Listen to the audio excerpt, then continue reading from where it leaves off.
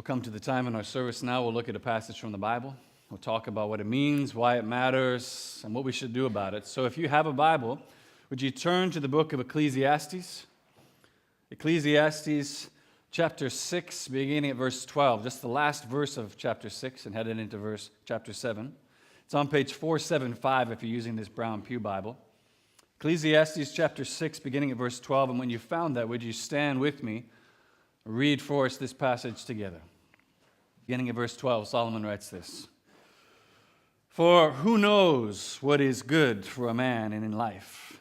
During the few and meaningless days he passes through like a shadow. Who can tell him what will happen under the sun after he is gone?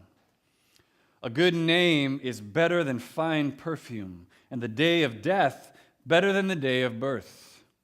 It is better to go to the house of mourning than to the house of feasting, for death is the destiny of every man. The living should take this to heart. Sorrow is better than laughter, because a sad face is good for the heart. The heart of the wise is in the house of mourning, but in the heart of fools is in the house of pleasure. It's better to heed a wise man's rebuke than to listen to the song of fools. Like the crackling of thorns under the pot, so is the laughter of fools. This too is Hebel. Extortion turns a wise man into a fool, and a bribe corrupts the heart. The end of the matter is better than the beginning, and patience is better than pride. Do not be quickly provoked in your spirit, for anger resides in the lap of fools. Do not say, why were the old days better than these? For it's not wise to ask such questions. Wisdom, like an inheritance, is a good thing and benefits those who see the sun. Wisdom is a shelter, as money is a shelter. But the advantage of knowledge is this, that wisdom preserves the life of its possessor. Consider what God has done. Who can straighten what he has made crooked? When times are good, be happy. But when times are bad, consider God has made the one as well as the other. Therefore, a man cannot discover anything about his future. This is God's word. You may be seated.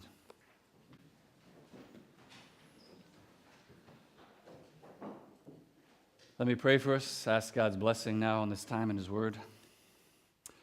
Living God, we come now to your living word and ask you to speak to us, to come by your Spirit and minister to our hearts in exactly the way that we need them to be ministered to. This is a passage that is difficult, it is all over the place, and yet I believe that you have a specific word to speak to each one of us, that you've drawn us here for a purpose this morning. And you tell us in your word that when you send it out, it doesn't return to you void, it accomplishes the purpose for which you sent it. Oh God, would you accomplish that purpose in each one of us this morning? And as I always ask now, eternal God, would you move and govern my tongue to speak your truth? Amen.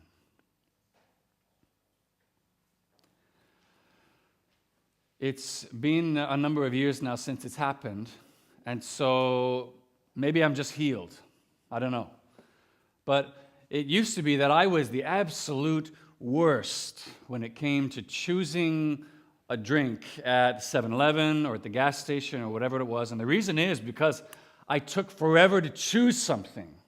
I would just stand in front of that drink cooler for sometimes like 10 minutes or more, just just comparing different options, weighing the strengths and weaknesses of a Coke over a Red Bull, over a whatever. I just took forever. Meanwhile, my friends had already chosen what they wanted, gone through the line, and were standing outside banging on the window, Parker, pick something and let's go, or we're leaving without you. Comparison can sometimes be paralyzing to us. Or think about in a day and age where social media gives us access into people's lives. It gives us the ability to compare our stuff with the stuff everybody else has with an unprecedented way, not just at any time we want. We can just look and see, what do you have? Is that better than what I have? It can lead us to both either a pride-fueling desire or a soul-crushing desire. I believe it was U.S. President Theodore Roosevelt who is most often credited with saying the well-known axiom, comparison is the thief of joy. Comparison is the thief of joy, and I think most of us would agree that many times that's absolutely the case. But For all the dangers and ditches that lie on either side of something like comparison, it needs to be said, comparison is also something good. It's something we need in our lives. In fact, it's essential even to our existence. And one big reason for that, among many other things, is that comparison is an integral part of any decision-making process we make, right? It's what enables us to determine whether or not this path, this choice, this opportunity is superior to this one or not. It's how we know. Now, those of you in here who are old enough or who appreciate older movies will remember a scene out of the first Matrix film, arguably the only truly great film out of the series, where Morpheus sits across the table from Neo, offering him the chance to understand what the Matrix truly is. As he holds out his hands in front of him with these two pills, he says this: "This is your last chance. After this, there's no turning back. You take the blue pill, and the story ends. You wake up in your bed, and you believe whatever you want to believe. You take the red pill. You stay in Wonderland, and I show you how deep the rabbit hole goes." I mean, in a scenario like that alone, with these two profound choices in front of him, think about it. Without comparison, without being able to weigh the relative strengths and weaknesses of either option, how could Neo even make a choice like that? So we see we need comparison. We're continuing in this series this morning through the book of Ecclesiastes called The Chasing After the Wind. And after what we looked at last week in particular about where it is that we can truly look to find satisfaction in our lives, namely in Jesus himself, in the very last verse of chapter 6, which we stopped just short of, we see Solomon asks a question. Look with me there at verse 12 again of chapter 6. He says, "Who knows what is good for a man in life during his few and meaningless days as he passes through like a shadow?" And what follows in these 14 verses, the beginning of chapter 7, is really essentially it's Solomon's answer to that question of what is good for a man during his few vapor-like days under the sun. But if you look closely, if you were listening as we read through that, you'll see that the way Solomon gives that answer is to list a series of comparisons. They're all comparisons is how he answers the question, holding out one choice beside the other and telling us what his conclusions were as he compared those things. So if we could just borrow that picture from that opening scene of The Matrix and just lay it over our text here like a template, if we see more, Solomon is like an ancient Morpheus standing there with his long, black man dress, and he is coming to us, showing us, telling us that blue pill thinking, that to take the blue pill means escaping, ignoring, numbing the realities of life. If that's what taking the blue pill means, then throughout his entire analysis, his entire comparison, Solomon is absolutely telling us, hey, take the red pill. You should take the red pill. Open our eyes to the truth that we so often struggle to face. Why? Because in doing that, we discover the way to know and experience what is truly good for us in our few and fleeting days under the sun. And in order to see how Solomon leads us now to do our own comparative analysis, so that we too might choose wisely, I want to lead us through here. Look at 3 comparisons that Solomon makes here as he walks us through, each with its own blue and red pill option. I want to show you the first day and the last, a wise rebuke and a fool's praise, and then patient hope and hopeful nostalgia. And then we'll close out our time by looking at what Solomon calls the shelter of wisdom. Okay, so those 3 comparisons, the first day and the last, a wise rebuke and a fool's praise, patient hope, hopeful nostalgia, close by looking at the shelter of wisdom. So if you've closed your Bibles, would you open them again to Ecclesiastes chapter 7, verse 1. Follow along with me as Solomon leads us to compare and then choose what is truly good during our days under the sun. So let's look first of all at the first day and the last. The first day and the last. Look with me at verse 1. Chapter 7. Solomon says here, a good name is better than fine perfume, and the day of death better than the day of birth. Now, the first half of that verse, most of us are pretty good with. We can kind of see, yes, having good character, a better name, that's better than sort of a cheap facade, a kind of dressed up, made up facade. Having a good name, that's better. And yet, the second half of that verse, as well as what Solomon goes on to say in verse 2 and 3, we probably need a little bit more explanation to understand just what Solomon is trying to get at here. First of all, let's begin by just reading again what he said in those following verses. Verse 2, "It is better to go to a house of mourning than to a house of feasting, for death is the destiny of every man. The living should take this to heart. Sorrow is better than laughter, because a sad face is good for the heart." Now, first of all, no, Solomon is not a miserable Grinch sitting up on the mountain looking down at all the who's in Whoville, just like angry that they're so happy and wants everyone to be as miserable as he is. That's not what's going on here. Nor is this, if you look at the second half of verse 2, you see that when Solomon talks about the day of death and the resulting funeral that takes place, that's the house of mourning, he's not talking there about our own death, but someone else's. You see, that's why he says there, the living should take this to heart. He's saying you should learn something yourself from this, from someone else's day of death. And what he's saying here, big picture, is that all of us, we have something to learn from others around us as we go through this life. And it means what we learn from someone's death is just greater. It's superior to what we learn from the day of their birth. Why? Well, because both events cause us to ask different questions. Right? When a child is born, we're primarily looking forward. We're guessing, right? We're asking kind of questions. What kind of person will that child? Might they become? What kind of things might they learn in life? What kind of opportunities will they have? What things might they accomplish or qualities that they might have? At death, well, it's just the opposite, right? Now we have however many years that person has lived in order to answer those questions that we were asking at birth. So now we're asking instead what kind of person they became, what kind of things they did accomplish in life, and what kind of qualities they did possess in life. Author Stephen Meyer says it this way: we don't dwell on human mortality or weakness. We don't say to a person next to us at a baby dedication, he's going to die someday, In fact, just the opposite. We speculate about the newborn's future fame and glory. Our hopes and dreams run free. That is not the case at the day of death, at the house of mourning.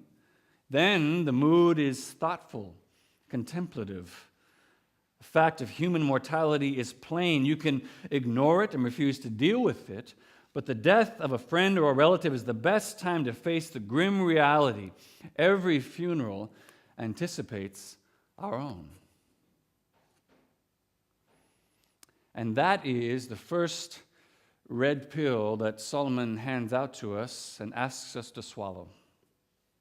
To be honest about what he's already mentioned now a number of times in the book of Ecclesiastes, namely that a focused reflection on the end, on our death, is a good thing. It's not being morbid. It's actually essential and incredibly instructive. Death is a powerful preacher, says Solomon. And considering its inescapable reality actually teaches us far more about the value of life and how to truly live it than swallowing the blue pill, which is attempting to just ignore and escape the reality that's facing us anyway. How does death do that? Well, primarily by removing the illusion of control as well as unlimited time from our thinking. Think about it. How many of us in our youthful or even grown-up ignorance have put off necessary change, have let opportunities pass by, refused accountability, all with the rationale, you know what, I'll get to that later. Or I'll think about that kind of stuff when I'm older, yeah. And yet, even this past week when we saw this horrific accident in Humboldt, Saskatchewan, took the lives of 15 boys between the ages of 16 and 21 and their coach. Death is no respecter of age. As James says, how do you know what will happen tomorrow? We don't know. So in one sense, Solomon's words here are really a poetic retelling of Moses' instruction in Psalm 90, where he says, teach us to number our days so that we might get a heart of wisdom, which is always a good thing for it, because rather than, again, we've said this many times, rather than stealing joy from us, being honest about the inevitability of the day of our death teaches us how to truly enjoy our lives now to the full. So that's the first day and the last. Next comparison Solomon makes for us is a wise rebuke and a fool's praise. A wise rebuke and a fool's praise. Look with me at verse 5 now. Solomon says this, it is better to heed a wise man's rebuke than to listen to the song of fools.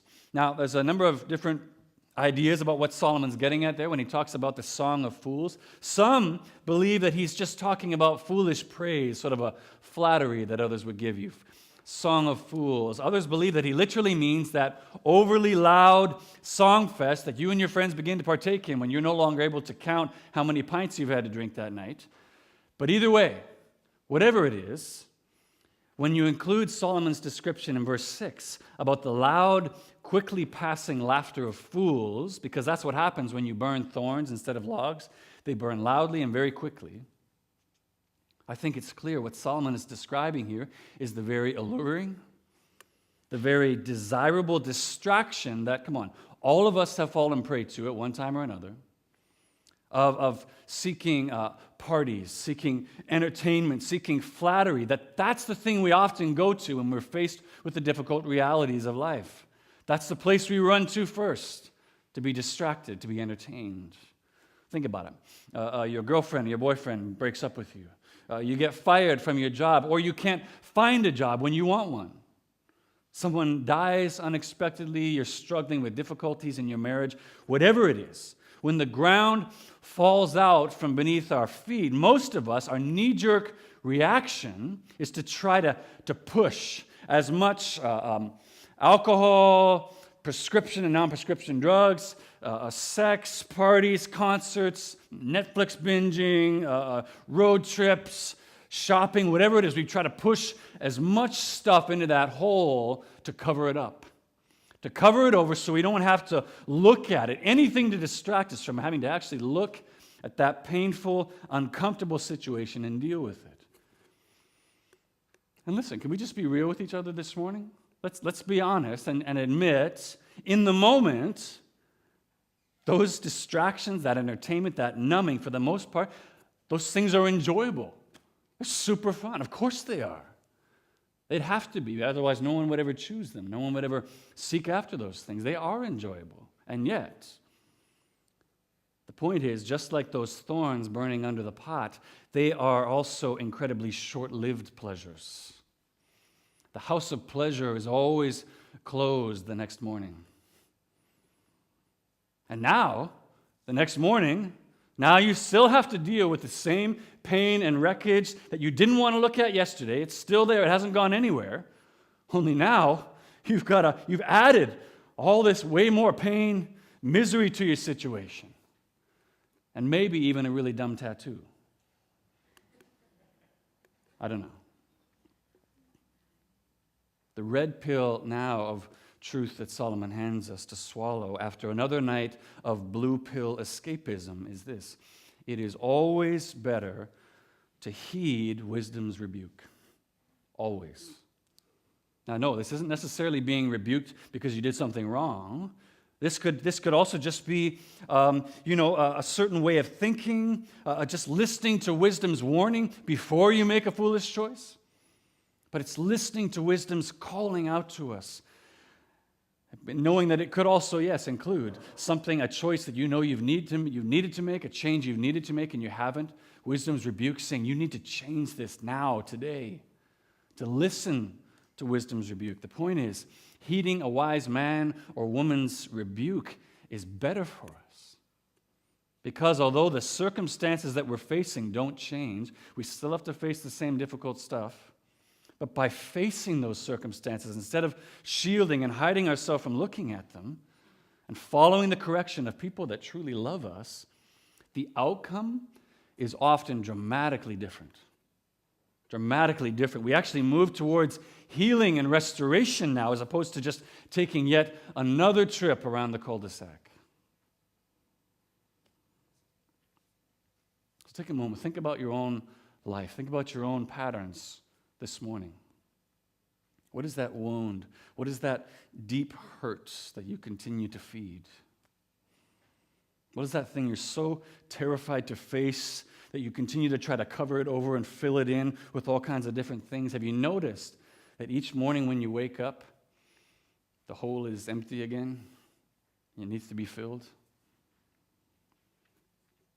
Maybe you already know what you need to do to break out of that cycle, and you just haven't taken that step yet today. Maybe today could be the day you finally make the commitment to take that step, to break out of that cycle. Or maybe the step you need to take today is to finally share that hurt with that spouse, with that friend, with that counselor, to share it, to open it up and say, this is what I'm going through, and then build some accountability with that person so that you can actually have a plan to break out of it, regardless of what it is. Regardless of what step you need to take, maybe could today be the time when we finally heed wisdom's rebuke? Isn't it exhausting?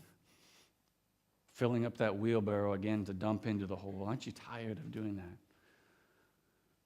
Maybe today could be the day we finally break free of that cycle by heeding wisdom's rebuke. Interestingly, if you look at what Solomon says in verse 7 there about extortion, turns a wise man into a fool. A bribe corrupts the heart. I think what he's talking about there is also different types of rebuke as well, actually. It's just a kind of rebuke that doesn't help. Think about extortion. That's a type of rebuke. It's a rebuke made with intimidation instead of wisdom. Make this change or you're going to pay for it. Bribery, that's also a form of rebuke, but it's a rebuke made with manipulation instead of wisdom. Make this change and I'll make it worth your while. But you see, Solomon says, no, both those types of rebuke, they're also foolishness. It is only a wise man's rebuke. That is the rebuke of someone that cares more about you than about getting a certain result from you that can actually bring about change. That's the only thing that's good in the end. That kind of rebuke is always going to be better because it actually has the power to change, to break the cycle. So we've seen the comparisons of the first day and the last, and then now a wise rebuke and a fool's praise. The last comparison Solomon gives us is between patient hope and hopeful nostalgia. Patient hope and hopeful nostalgia. If you look at the first half of verse 8, Solomon says, the end of a matter is better than its beginning. Now, if that sounds familiar, it's because it's very much like what Solomon already said back in verse 1 about the day of death being better than the day of birth. But remember, the reason he said that is because the last day just has more to teach us than the first day. And I think that's exactly what Solomon is getting at here as well. Because, of course, in order to benefit from the wisdom that comes in our latter years, we got to be patient in order to get there. We got to wait in order to get to that place where we can actually benefit from it. That's why Solomon goes on in second half of verse 8 to say, patience is better than pride. It's better than pride. And well beyond the foolishness of pride alone, which foolishly presumes to have wisdom and knowledge that it has not yet attained. We see in verse 9, Solomon says, another result of pride is that we're easily provoked to anger and frustration. We're annoyed all the time, presumably because we recognize our lack of wisdom and we're so impatient that we don't want to wait to actually attain it, or more often because we don't recognize our lack of wisdom. And so we fly off the handle whenever things don't work out like we planned again. Helpfully, in verse 10, Solomon gives us an example, if you look there, about what such an impatient pride could look like. Picturing someone ruefully asking, why were the old days better than these? Which, if you're familiar with the Old Testament, might immediately draw to mind that picture of the Israelites. Days after being rescued from slavery in Egypt, they'd crossed the Red Sea on dry land and watched it swallow up the Egyptian army. Still, crying out to Moses, "If only we had died by the Lord's hand in Egypt. There we sat around pots of meat and ate all the food we wanted." Really? "But you have brought us out into the desert to starve this entire assembly to death." Which is just the problem with nostalgic statements like this, isn't it? They just tend to be painfully reductionistic, and they're forgetful of all the negative stuff that went along with all the good memories that they sort of remember. Derek Kidner, commenting on verse 10, writes this: "To sigh for the good old days is doubly unrealistic, a substitute not only for action, but for proper thought." Stephen Meyer says it like this: "Solomon now warns us against what the Roman poet Horace called laudator temporis acti, the praise of the past. This happened," he goes on, "in the latter years of the Roman Empire, when everyone whined about the good old days of the Republic. The man or woman who wants to resurrect what is dead and gone gives evidence of a desire for easy answers. And such a desire could easily lead to anger over things that cannot be helped or changed.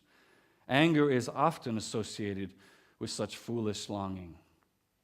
End quote. And beyond that, given the way Solomon began the whole book of Ecclesiastes, declaring what has been will be again, there's nothing new under the sun, it's little wonder that his commentary at the end of verse 10 is that such questions, it's not even wise to ask them to begin with.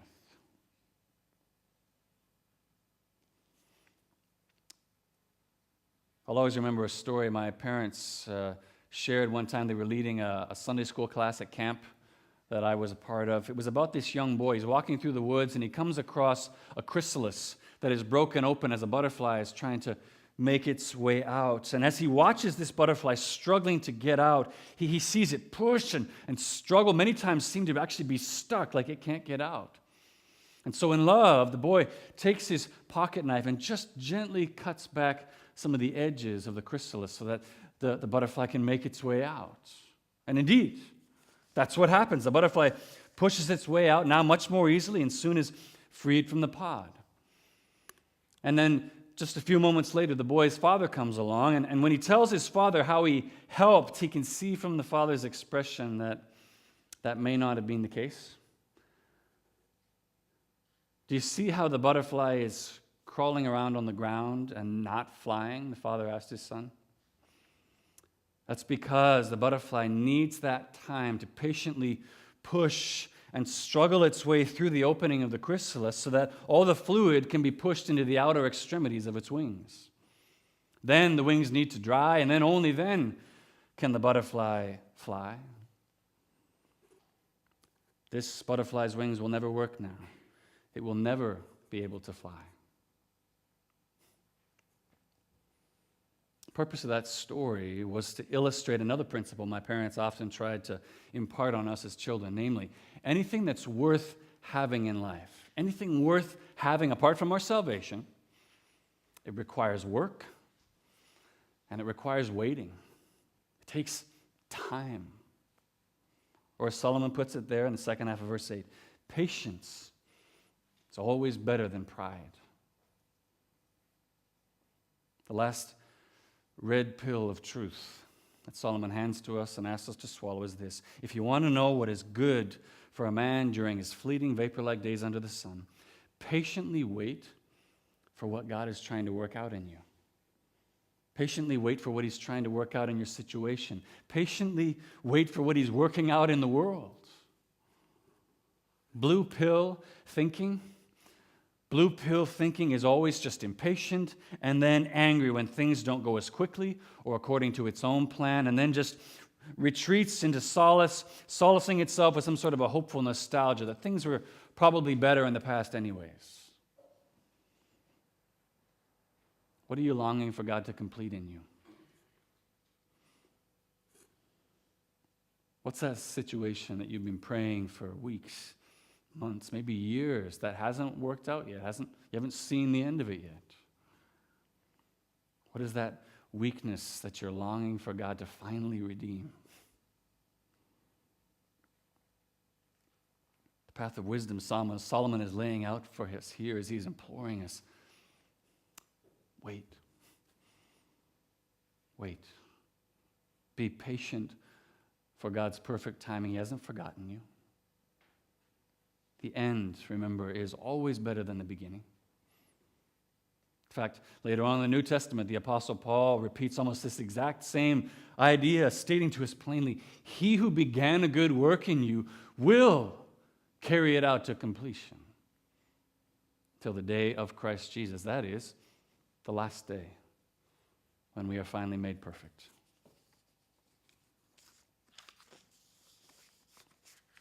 Look with me now at verse 11 following, and we'll close with this morning as we look at what Solomon calls the shelter of wisdom. The shelter of wisdom. Now, let's see what he says here.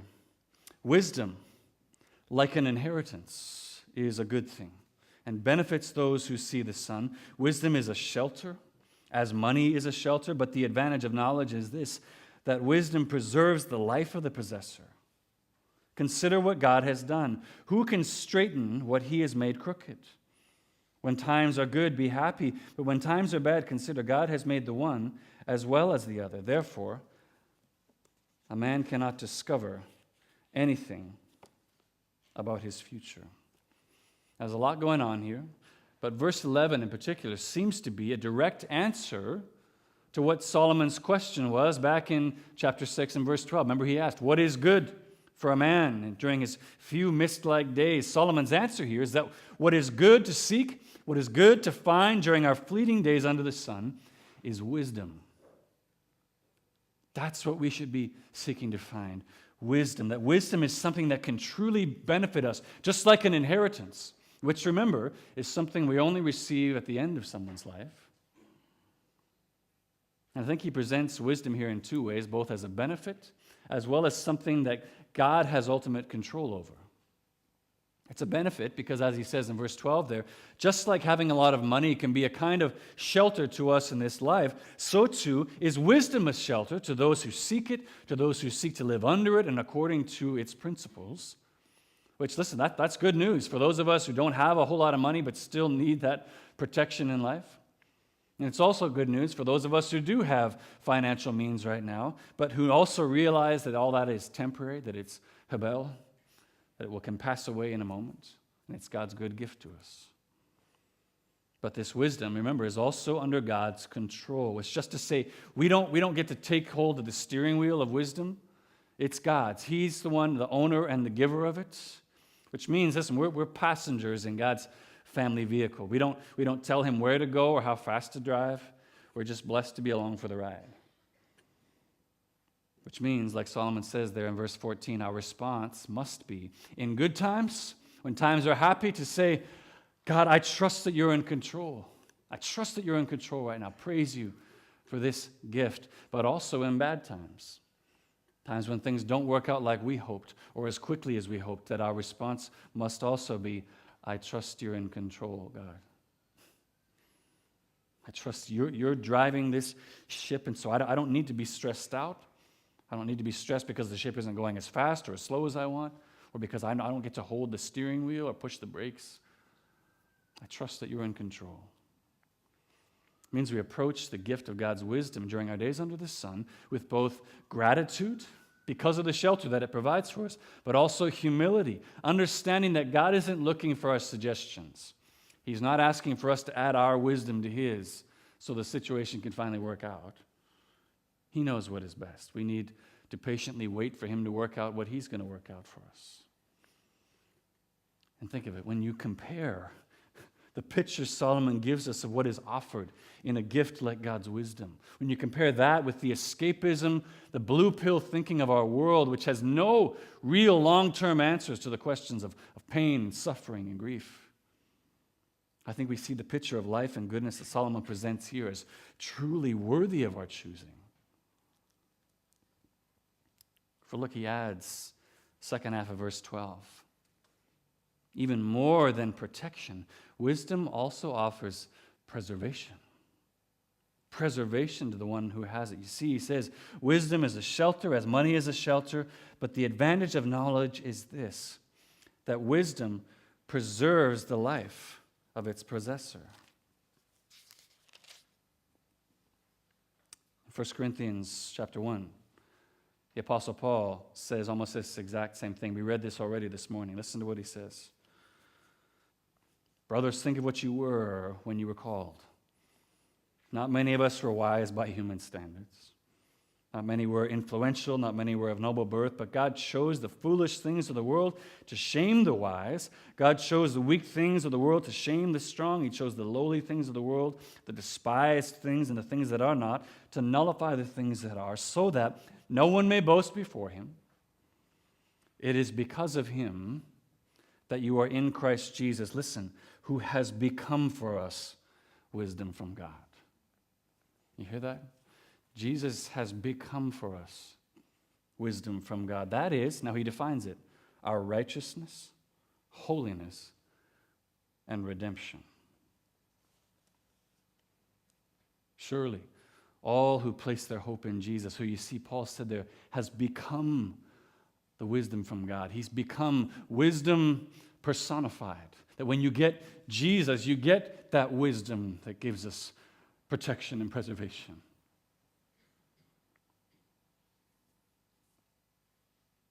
All who find their hope in Jesus find life, find protection and preservation both now as well as on the last day when our lives come to an end.